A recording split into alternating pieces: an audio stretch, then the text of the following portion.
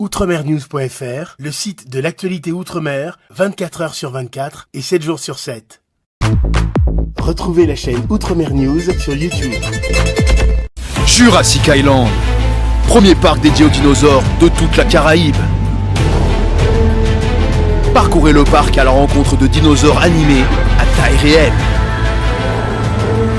Au programme, plongez dans l'ère du Jurassique en réalité virtuelle avec la toute nouvelle attraction Jurassic VR.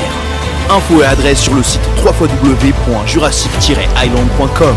Venez vous fondre le temps d'un instant dans un autre monde.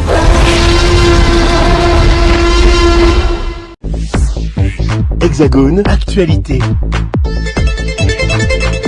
Journée d'études des Outre-mer 2024 ici au CESE à Paris, avec à m'accompagner Didier Détouche, universitaire, qui a abordé un thème important ce matin, l'évolution du concept juridique d'Outre-mer, une perspective historique.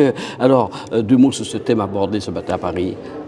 Alors, à travers cette intervention qui traitait en fait du mot outre-mer, mais devenant un concept philosophique et juridique, c'est-à-dire un mot qui a un sens, qui engendre des catégories, qui répond à des directives et des prétentions politiques de l'État français, eh bien, il s'agissait de voir qu'est-ce que l'on a mis derrière le mot, pourquoi ce mot est apparu en 1946, notamment dans la législation, même s'il existait avant, et dans la Constitution, pour faire en sorte que, eh bien, on décolonise juridiquement les colonies. Décoloniser juridiquement, c'était un objectif. Est-ce qu'il a été atteint? Est-ce que le mot outre-mer, en fait, n'a pas été un voile jeté sur tout un passé et, en fait, en fin de compte, sous l'égide républicaine française, eh bien, induit d'autres réalités, mais qui demeurent tout autant coloniales. C'est la problématique donc que j'ai essayé de proposer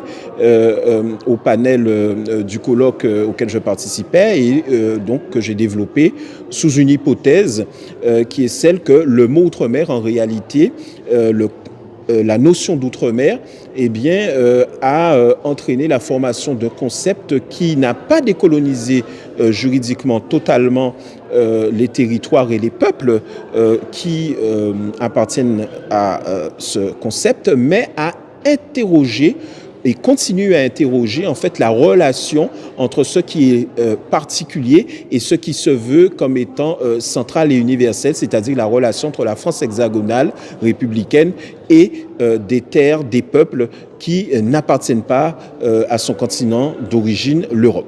Alors, on parle aujourd'hui des Outre-mer, mais on parle aussi des ultramarins.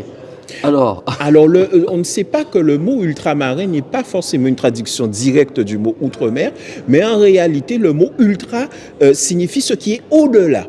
Donc, quand vous dites ultramarin, vous qualifiez les populations et ou les peuples qui vivent sur ces territoires, eh bien, d'au-delà de l'ensemble républicain, de l'ensemble français, d'un ensemble éventuellement européen. Et ce n'est que parce qu'il y a du droit qui rattache et qui annexe ces territoires et donc ces peuples et ces populations à l'ensemble français que vous avez ce contrat social entre la République et les ultramarins. Mais le mot ultramarin demeure dans son identité lexicale, c'est-à-dire ce qui n'est pas de la France.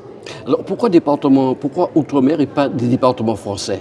Alors, quand on regarde les débats en 1946, on se rend compte qu'il y avait deux tendances. Une tendance égalitariste représentée par les communistes qui étaient assez majoritaires à l'époque et une tendance ultra-conservatrice, notamment le premier ministre des Outre-mer, où il y avait une volonté de garder quand même des spécificités de l'époque coloniale. Et donc, on a proposé, non pas d'avoir département français parce que ça semblait encore trop fort pour l'époque de rester juste d'être dans un cadre parfaitement égalitaire, mais de rattacher ces territoires et ces populations dans un ensemble beaucoup plus global, presque fédéral avec l'Union française, mais en ayant une catégorie qui permettait de les identifier comme des territoires d'abord insulaires, mais aussi des territoires donc qui étaient dans les mers françaises. Et le mot outre-mer révèle aussi la volonté pour la France de garder un territoire marin qui est extrêmement considérable et qui lui offre des opportunités de prospérité et de géopolitique assez formidables. Mais dans le même temps, c'est nier aussi les vocations de ces territoires à décider quel allait être leur avenir, soit effectivement être vraiment inséré dans l'ensemble français ou avoir une indépendance ou alors d'avoir une autonomie. Il faut noter que l'indépendance n'a jamais été choisie ou mise en place. Alors justement, il y a eu cette époque coloniale.